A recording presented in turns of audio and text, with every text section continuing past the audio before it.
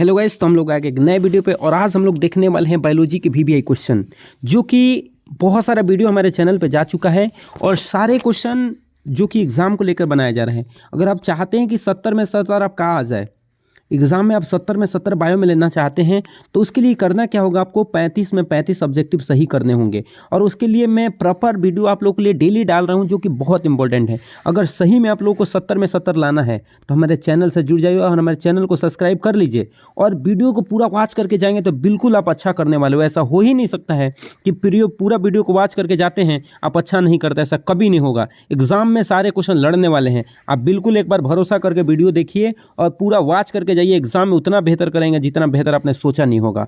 ताइए हम लोग एक एक करके क्वेश्चन देखेंगे और समझेंगे कि आखिर वास्तविक क्वेश्चन क्या है और क्या है इसमें और कितने आने वाले हैं। तो देखिए, इस चैप्टर से मान के चलिए कि 4 से 5 क्वेश्चन इस चैप्टर से आते ही हैं और वो भी कहाँ से आएंगे, जो मैं आज बताने वाला हूँ उसी में से आएंगे। तो आइए बिना टाइम देरी के हुए आइए हम लोग एक एक क्वेश्चन को क्या करते हैं, देखते हैं और समझते हैं। देखिए बाबू, पहला क्वेश्चन क्या दिया है कि निम्न में से कौन अनिषेचित जनित फल है। अनिषेक जनित फल का उदाहरण है। मैं बता दूं बाबू, ये अंग्रेजी भी कई बार दिया है। अनिषेक जनित फल का अंग्रेजी कई बार दिया है, पार्थेनोजेनेसिस। तो याद रख लीजिएगा, अनिषेक जनित फल को ही क्या बोलते हैं, पार्थेनोजेनेसिस। बिल्कुल नहीं भूलना है।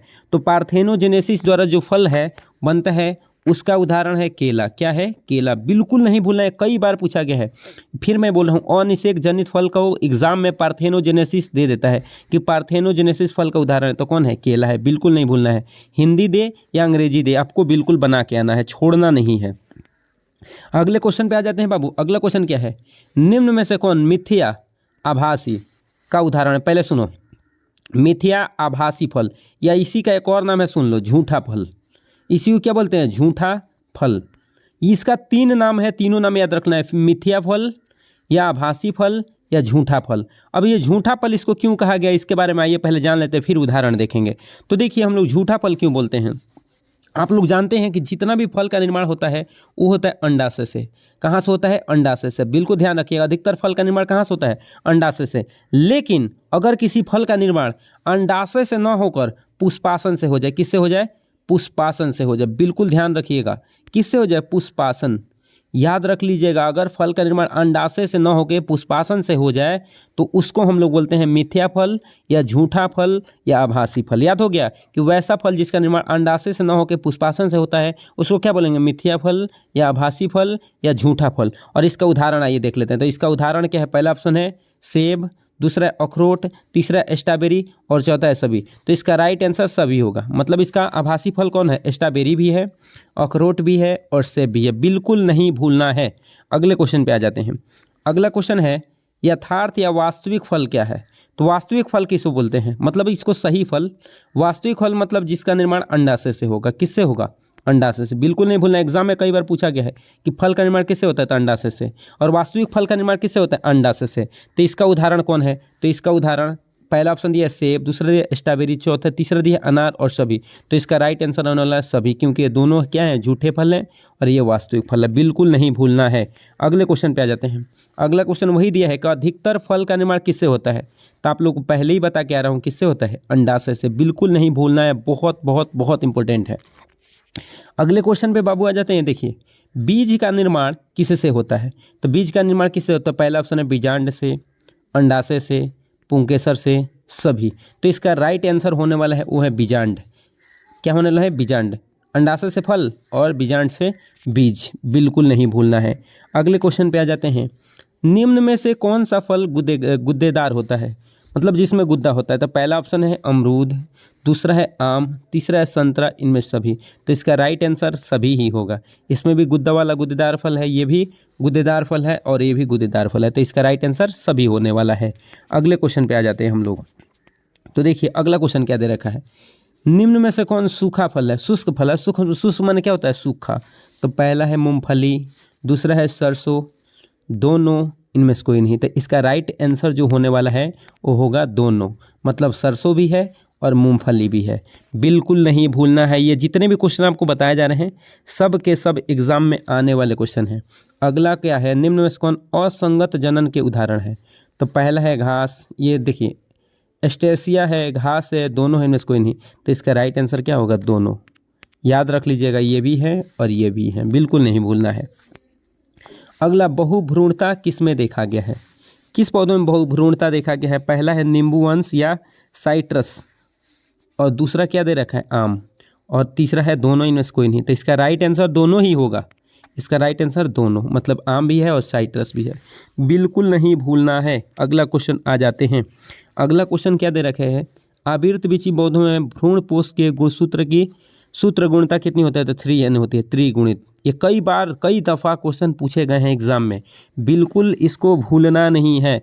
आप अच्छे तरह से याद करके जाएंगे, क्योंकि यहाँ से हटा देता है, यहाँ से ही देता है। भ्रूण पोष में गुणसूत्र कितने होते हैं? तो गुणसूत्र तक कितनी होती है? तो आप लोगों को 3n याद रखना है। 3n मतलब त्रिगुणित। अगले क्वेश्चन पे आ जाते हैं। बिचचोल खाया जाता है किसका? पहला है शरीफा का, सेब का, नारंगी का, इनमें सभी। तो इसका राइट आंसर होने वाला है शरीफा। क्या होने वाला है? शरीफा, बिल्कुल नहीं भूलेंगे। अगला क्वेश्चन, स्त्री दल चक्र पुष्पों में क्या बनता है? स्टिग्मा, स्टाइल, ओवरी, सब। तो इसका राइट आंसर सभी है, इसमें सभी होते हैं। अगले क्वेश्चन पे आ जाते हैं। परागभित्ति द्विस्तरीय क्वेश्चन है। गुरु बीजाणु मात्र कोशिका से क्या बनता है? पहला चलाजा, लघु बीजाणु, गुरु बीजाणु और गुजु बीजाणुधानी। तो बनता है गुरु बीजाणु, बिल्कुल नहीं भूलना है, इंपॉर्टेंट क्वेश्चन है। अगला है, परागण मुख्यतः होते हैं क्या? एलर्जी कारक हैं। कौन है बाबू? एलर्जी कारक हैं, बिल्कुल नहीं भूलना है। अगला क्वेश्चन है, बैलिसनेरिया के पुष्प हैं किसका उदाहरण? मतलब इसमें कौन सा परागण होता है?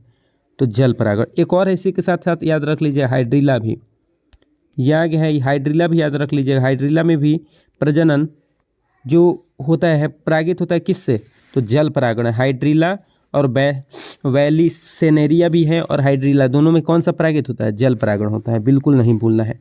ये दोनों एग्जाम्पल बहुत एग्जाम में आते हैं। अगला क्वेश्चन है, अगला क्वेश्चन क्या दिया? भ्रूणपोष की सेंट्रल कोशिका है, तो आप लोग को याद रखना है कौन है? द्वितीय केंद्रक है, बिल्कुल नहीं भूलना है। जितने भी क्वेश्चन आप लोग को कराए जा रहे हैं, बहुत इंपॉर्टेंट क्वेश्चन कराए जा रहे हैं।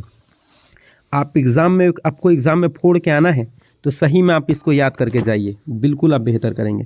अगला है हाइथिंग्स और वाटर लिली मुकुंदनी। ये पहले इसके बारे में थोड़ा सा मेरे को चर्चा कर देना चाहिए। ये उगते कहाँ हैं? जल के सतह पे। कहाँ पे? जल के सतह पे, लेकिन जल परागण इसमें नहीं होता है। मतलब जल के सतह पे तो ये उगते हैं, लेकिन ये जल के द्वारा परागण इसमें नहीं होता है। इसमें होता है वायु के द्वारा या कीट के द्वारा, मतलब दोनों होगा। याद रख लीजिएगा, जल के सतह पे उगते हैं, लेकिन इनमें परागण किससे होता है? वायु से या कीट से, बिल्कुल इंपॉर्टेंट है, एग्जाम में पूछा जाता है क्वेश्चन ये। अगला, एमोर फीट लंबा होता है, तो इसका राइट आंसर जो होने वाला है, पहला है 6 फीट, 4 फीट, 7 फीट, 5 फीट। तो इसका राइट हैंड आंसर होने वाला 6 फीट, बिल्कुल नहीं भूलना है। अगला क्वेश्चन क्या दिया है? एल्गी है, ब्रायोफाइट्स है, टेरिडोफाइट्स में है, आदि के नर युग्मों का परिवहन के लिए क्या चाहिए? वायु चाहिए या जल चाहिए, स्थल चाहिए, सभी। तो इसका राइट आंसर है जल। क्या चाहिए? जल चाहिए। अगला, किस समूह में अगुणित पादप शरीर होता है? तो पहला है आवृतबीजी, अनावृतबीजी, टेरिडोफाइट्स, ब्रायोफाइट्स। तो इसका राइट आंसर है ब्रायोफाइट्स। इसका राइट आंसर क्या है? ब्रायोफाइट्स, बिल्कुल नहीं भूलना है, ये इंपॉर्टेंट क्वेश्चन है।